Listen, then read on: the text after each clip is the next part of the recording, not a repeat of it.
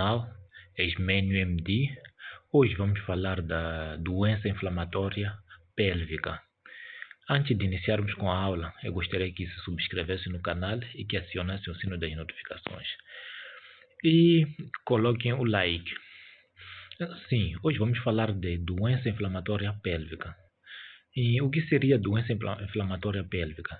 Doença inflamatória pélvica seria um conjunto de sinais e sintomas secundários à ascensão e disseminação no trato genital feminino, ou seja, no trato genital feminino superior, de micro-organismos provenientes da vagina ou da endoscervix.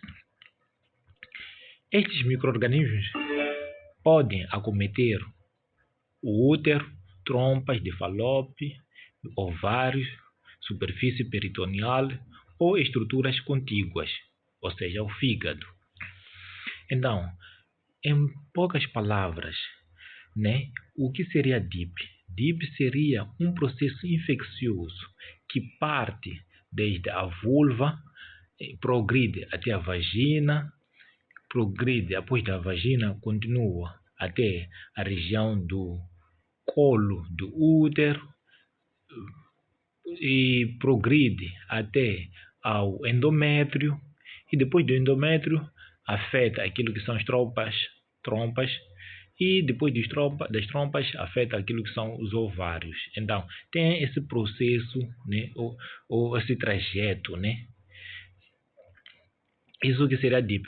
Por fim, após afetar aquilo que são os ovários, poderá afetar órgãos adjacentes ou órgãos contíguos. Estamos a falar do fígado, que está mais próximo. Temos o fígado, pode vir a afetar também aquilo que é o peritônio, Então, mas vamos abordar mais em diante, sobre algumas complicações da DIP. Dando continuidade. Então, aqui temos uma estrutura anatômica, que em algum momento pode evidenciar esse trajeto que eu acabei de mencionar. Então, o mais importante aqui é sabermos que é um determinado trajeto, que afeta principalmente desde a parte externa, começa da vulva, vagina, assim vai em diante, Mas temos que saber que há uma divisão em que temos estruturas inferiores e estruturas superiores. Não, dessas estruturas inferiores e superiores nós vamos separar por esse marco aqui. Por exemplo, aqui nós temos o orifício, aqui assim, ao nível, temos o orifício interno e temos o orifício externo. Então, nós vamos nos basear mais pelo colo do útero. Então, inferiormente, antes de alcançarmos o colo, logo na parte inicial, vamos chamar de orifício externo. E após o colo uterino, na parte final, vamos chamar de orifício interno. Então, praticamente, a parte superior, depois do orifício interno, são estruturas superiores, e estruturas inferiores são concretamente antes daquilo que é o orifício externo. Então, nós vamos encontrar lá a vulva, a vagina, faz parte do orifício, de estruturas que fazem parte da parte inferior, aliás. Então, dando continuidade. DIP é uma síndrome clínica, comunitária atribuída à extensão de micro-organismos sexualmente transmissível do trato genital inferior, aquilo que eu estava a dizer, trato genital inferior, espontânea ou devido às manipulações.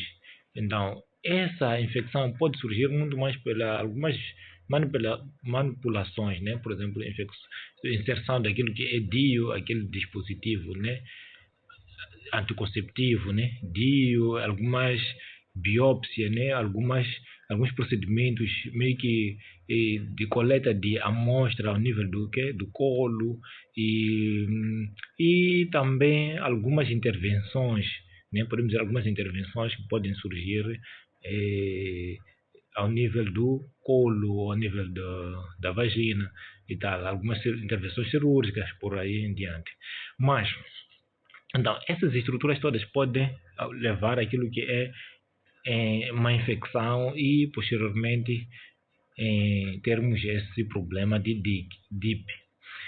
Então, nós, como eu disse anteriormente, após essa infecção, poderá surgir aquilo que é infecção do endométrio.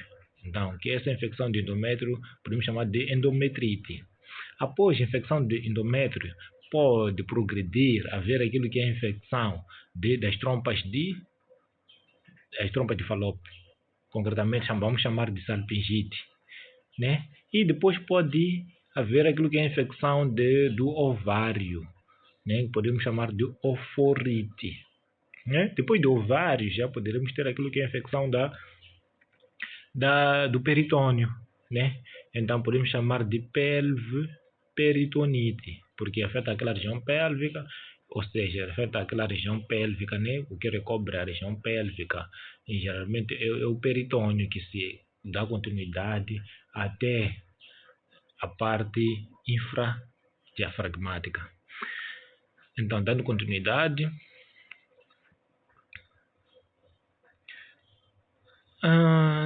DIP está associada a sequelas importantes em longo prazo, que causa morbidade reprodutiva, que inclui infertilidade por fator tubárico, ou seja, a DIP pode levar aquilo que é a infertilidade. Essa infertilidade é uma infertilidade tubárica, ou seja, o problema, né, que leva a essa infertilidade, ou dessa infertilidade, é geralmente ao nível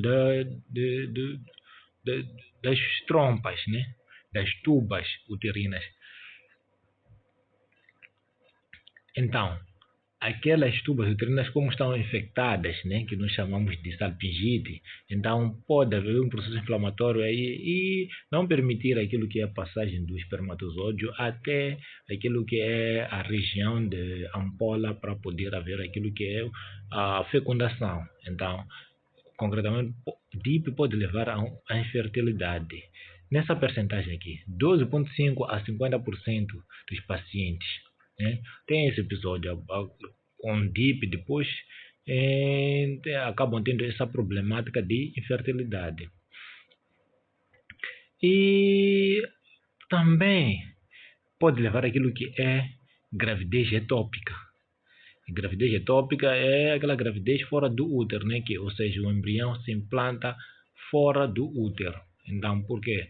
Porque o trajeto, né, daquilo que é o óvulo fecundado, então estará meio que interrompido, né? Então é necessário que, aliás, em algum momento já pode se implantar fora do útero, a nível da tuba uterina ou a nível do próprio abdômen, né? Então, pode surgir aquilo que são gravidezes ectópicas. E também pode surgir aquilo que são dispareunia. Olha, pode ter aquilo que é dispareunia. Dispareunia é dor no momento do coito, ou seja, dor no momento da relação sexual. Então, pode ter, se manifesta muito mais por dispareunia também. E depois, também pode ter aquilo que é dor pélvica crônica. Isso, dor pélvica crônica, geralmente acaba acontecendo em 18% dos pacientes acometidos. Aqui vamos mencionar alguns fatores, né, que levam, ou seja, alguns fatores que levam a DIP, né? Por exemplo, temos esse fator, né, que é um fator não modificável, por exemplo, a idade. Então, muito mais as jovens, né, as miúdas, né, abaixo de 25 anos, então são mais susceptíveis, né? É um dos fatores. Então, por ter um paciente então com idade inferior a 25 anos, então com uma dor pélvica crônica, dispareunia, então já podemos suspeitar daquilo que é DIP, mas ainda temos mais critérios. Vamos ver como é que se diagnostica DIP para termos primeiro informação concreta, exata para nós podermos diagnosticar. No final dessa aula, vamos saber como diagnosticar DIP e também como tratar DIP.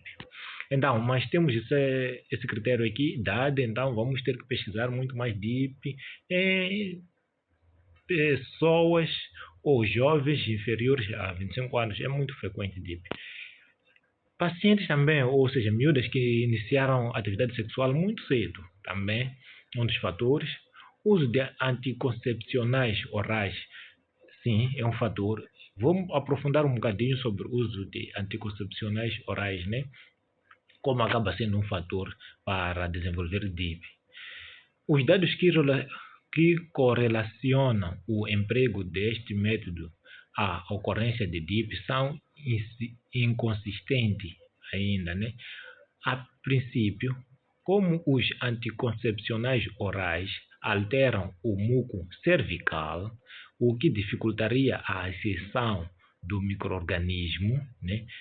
Fator primordial para a ocorrência de DIP, este efeito configura o papel protetor. Então, praticamente, aqui os pacientes que têm aquilo que usam anticoncepcionais orais acabam tendo um fator protetor, ou seja, nós temos aqui idade inferior a 25 anos, temos início precoce da atividade sexual, como fatores que levam, que podem podem propiciar aquilo que é surgimento de DIP. Mas o uso de anticoncepcionais orais é um fator protetor, ou seja, por quê? Porque os anticoncepcionais orais vão alterar aquilo que é o muco cervical, ou seja, vão aumentar aquilo que é a própria viscosidade do muco, aumentando a viscosidade e não poder, aquele muco poderá inibir aquilo que é a passagem daquilo que são as infecções, né? Até ascender até o nível do quê? Do ovário. Então, há de haver praticamente uma barreira. Sim, dando continuidade. Antes de falarmos disso, quais são essas infecções? Quais são esses micro-organismos? Que eu deveria ter falado logo no início. Os micro-organismos que infectam, né, depois desenvolvem até DIP, são dois. Temos aquilo que é Neisseria gonorrhoeae e temos aquilo que é Chlamydia trachomatis. Chlamydia trachomatis também, então temos Neisseria gonorrhoeae e temos Chlamydia trachomatis. Então, esses micro-organismos são esses que infectam, né, a nível da vagina, principalmente, a nível da vulva, vulvovaginite primeiro, depois progridem até o ovário. Então, dando continuidade. São fatores imunossupressores, né? E estes fatores se associam positivamente ao desenvolvimento de DIP aguda. História ou seja, de ter DIP ou de ter uma infecção de transmissão sexual, né, prévia. Então, esses são fatores, né, que associam positivamente para o desenvolvimento de DIP. Temos o paciente que teve uma vaginose bacteriana, né, pode ter aquilo que é DIP. Então, como nós temos uso de anticoncepcionais orais, são fatores, é um fator protetor, né? Lá mencionamos um bocadinho que é vaginose bacteriana, né?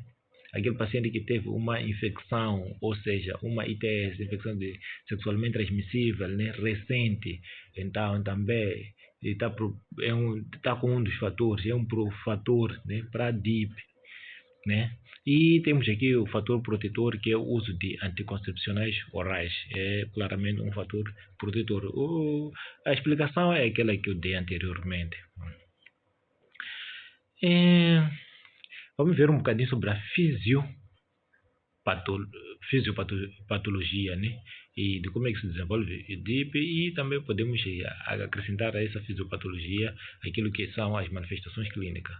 Vamos, o principal sintoma de DIP, né, é a presença de descarga vaginal. Então, isso começando com o tratamento das manifestações clínicas. Uma descarga vaginal purulenta, quase sempre acompanhada de dor abdominal infraumbilical. Ou seja, uma descarga vaginal purulenta e também associada àquilo que é uma dor ao nível infraumbilical, ou seja, uma dor ao nível do hipogastro, né? Hipogastro. Então, podemos suspeitar de DIP. E também dor em topografia anexial, dor à mobilização do colo uterino e febre. Então, dor à mobilização do colo uterino, né? Então, ao fazer o toque vaginal, então vai fazer uma mobilização praticamente do colo uterino, então o paciente vai queixar-se de dor. Então, aí já teremos achado um dos sinais também de DIP, né? Temos a dor infraumbilical, né? Temos também aquilo que é dor à mobilização do colo uterino, né?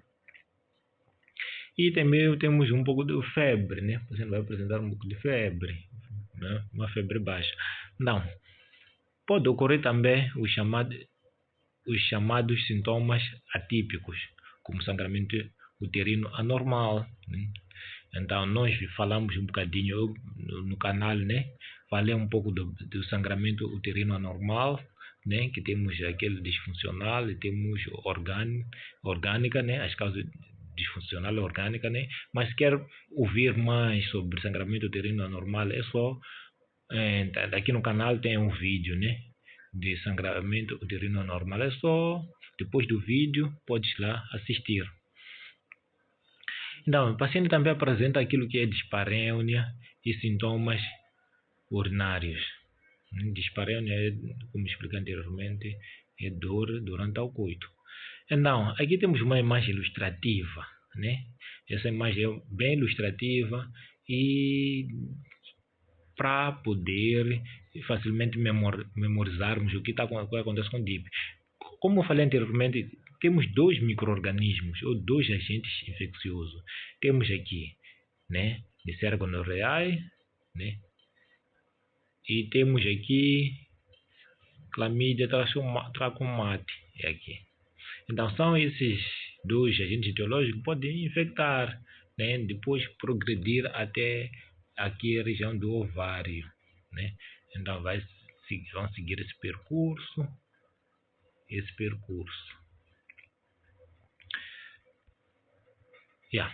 Todo o processo começa com uma endometrite, né? Como eu estava a dizer, começa com uma endometrite. Não, praticamente isso aqui está a ser repetitivo, já falei. Começa por uma endometrite e depois causa lesão indireta e indireta do epitélio ciliar e induz aqui assim, que induz uma reação inflamatória caracterizada por edema, infiltração leucocitária, né?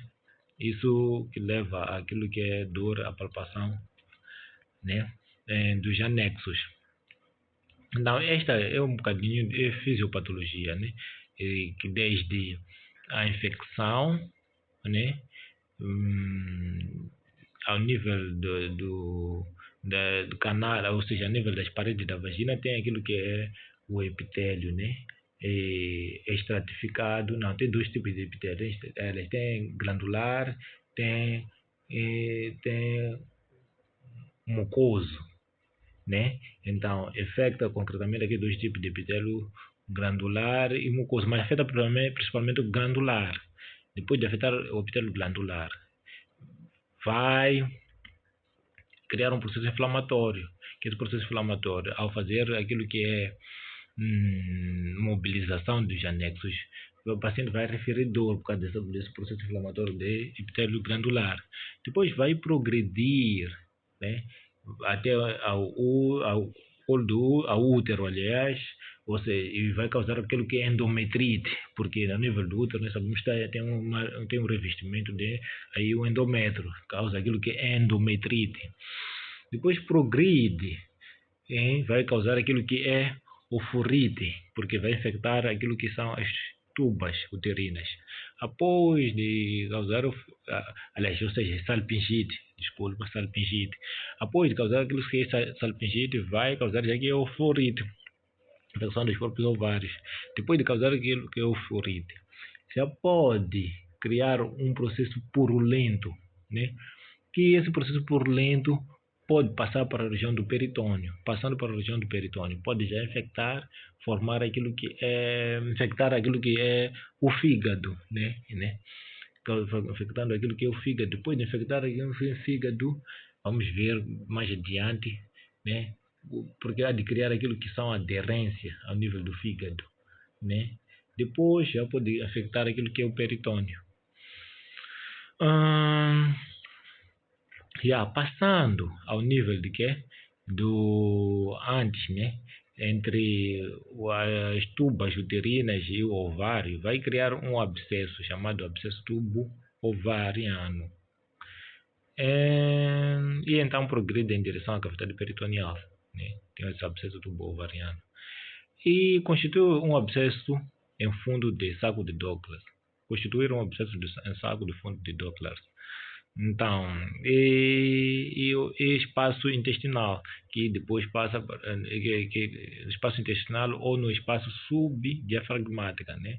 Já está lá, já infectou quase já a parte do peritônio, né? Peritônio pélvico, e alastra para o peritônio também, né? Que cobre aquelas vísceras abdominais, né? E que é delimitada nessa região subdiafragmática. Ao nível mesmo do quando cria aquelas aderências ao nível do quê? Do fígado, né? Então, aquela infecção ao nível do fígado, né?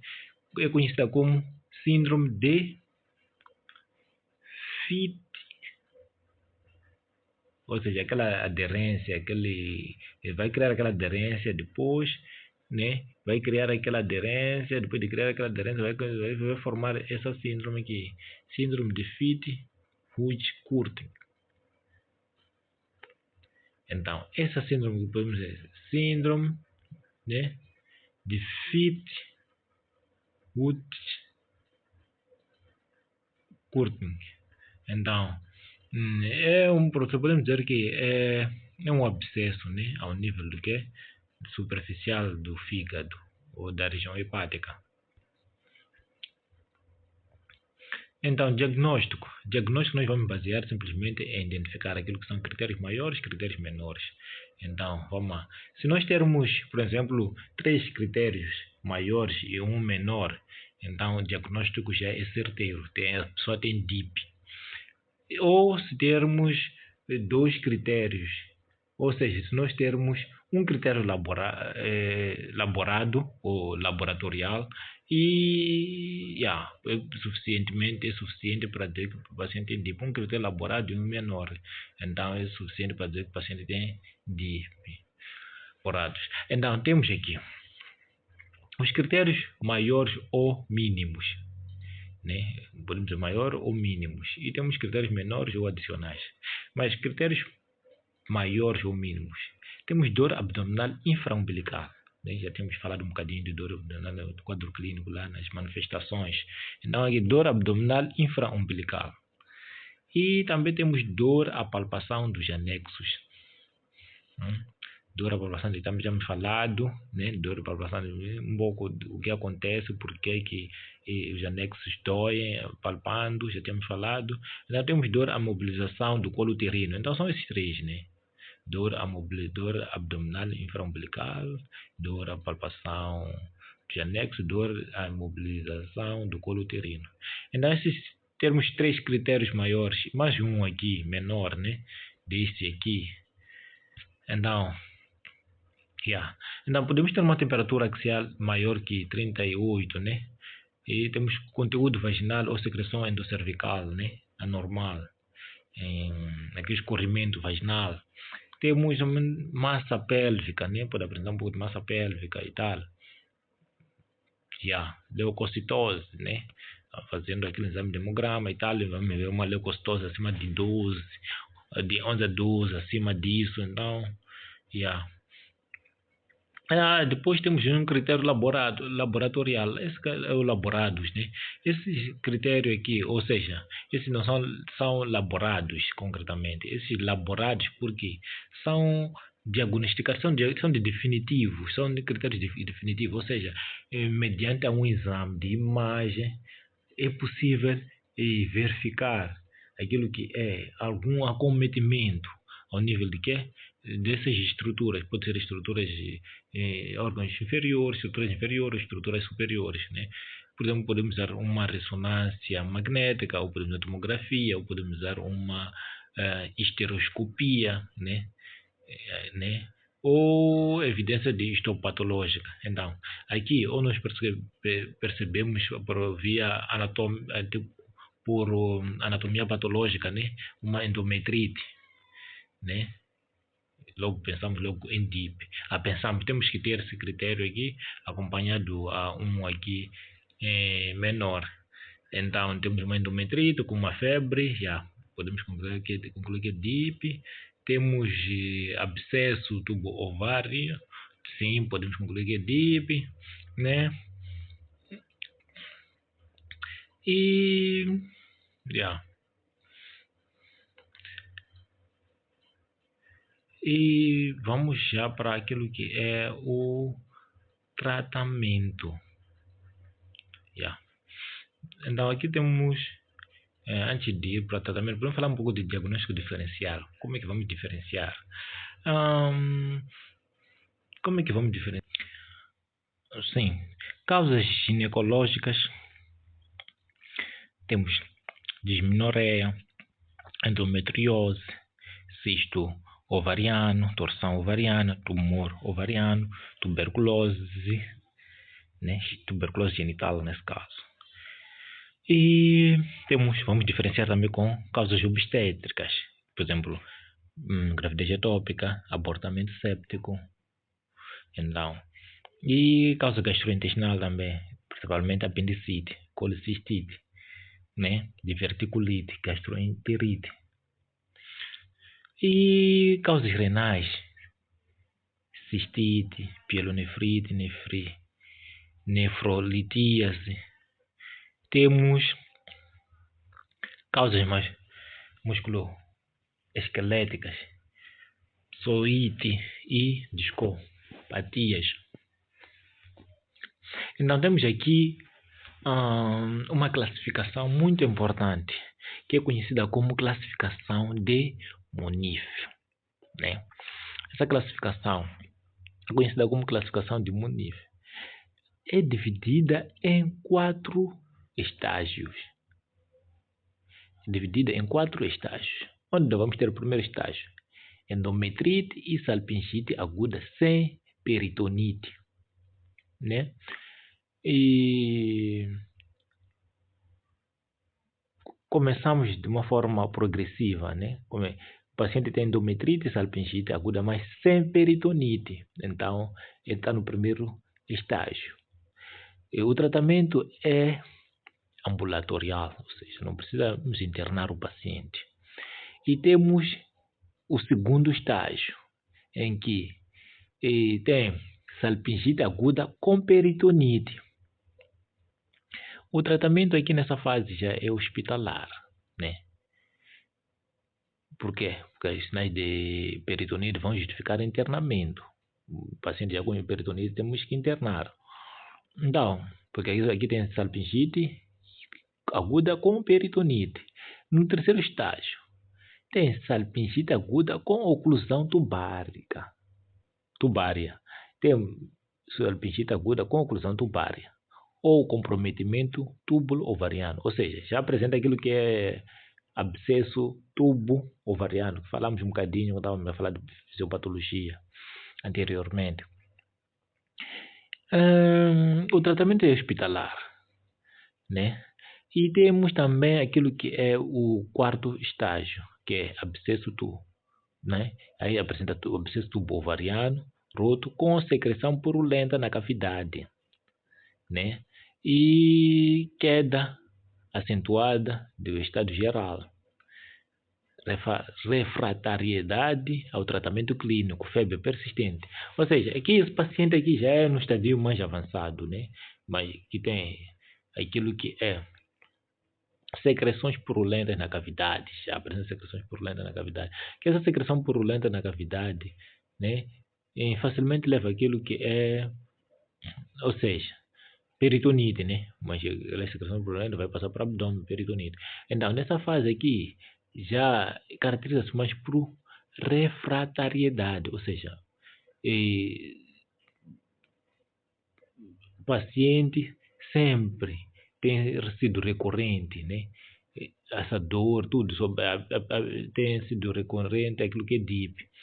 Então, febre persistente e tal. Tem uma outra classificação que diz que tira, por exemplo, peritonite, tipo, do primeiro a terceiro estágio não apresenta peritonite. Peritonite só vai apresentar aqui no quarto estágio, né? É uma outra classificação. Mas esta aqui diz que o peritonite começa concretamente no segundo estágio. A classificação do Munif começa no segundo estágio, né? E no terceiro estágio vem aquilo que é oclusão tubárica, no quarto estágio tem oclusão tubárica, tem peritonite e tem refratariedade já. Então, também outra coisa para nós ficar importante, o internamento começa do segundo estágio. O primeiro estágio não tem nada de internamento, só tem uma endometrite e uma salpingite. Então, vamos para o tratamento, que é o mais importante para terminarmos o vídeo. No tratamento, aqui trouxe só o tratamento ambulatorial, né? Tratamento ambulatorial, nós vamos receitar os seguintes medicamentos. Então, nós temos que dar essa primeira opção. A primeira opção não pode faltar. Primeiro começamos ceftriaxona, 500 mg intramuscular, dose única, né? Essa é. E associado com doxicilina, 100 mg, um comprimido via oral 2 vezes por dia, ou seja, de 12 em 12 horas, por 14 dias. 100 mg vai dar um comprimido de 12 em 12 horas durante 14 dias, né? Associado também a metronidazole. Metronidazole tens que dar. Se tiver aquele de 500 junto, né? Tudo bem, né? Só pode tomar um comprimido. Mas aqui, se tem só de 250, tem que tomar 2 comprimidos. Que vai tomar também de 12 em 12 horas durante 14 dias. Acabou. Assim resolveste DIP do primeiro estágio, né? DIP do primeiro estágio. Então, essa é a segunda opção, não precisamos aqui mencionar, né? A segunda opção, né? Que não foge muito, simplesmente troca-se lá aquilo que é a ceftriaxona, né? Põe-se cefotaxima e também trocam lá, é só essa troca, caso não haja ceftriaxona. Então, o vídeo termina por aqui, gratos pela atenção dispensada. E, por favor, acione o sino das notificações e se subscreva no vídeo. Aliás, se subscreva no canal. Se subscreva para ter mais subscritos. E assim vai me motivar a fazer mais vídeos. Muito obrigado.